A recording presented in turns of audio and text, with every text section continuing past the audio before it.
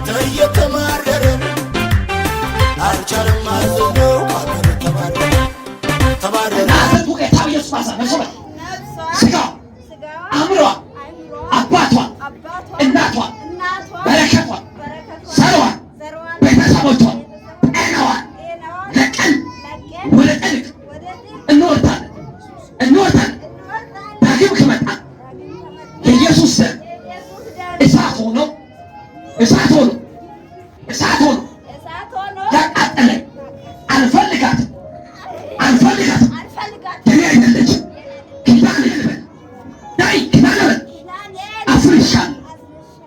ሶስት ጊዜ አሳለው ኢየሱስ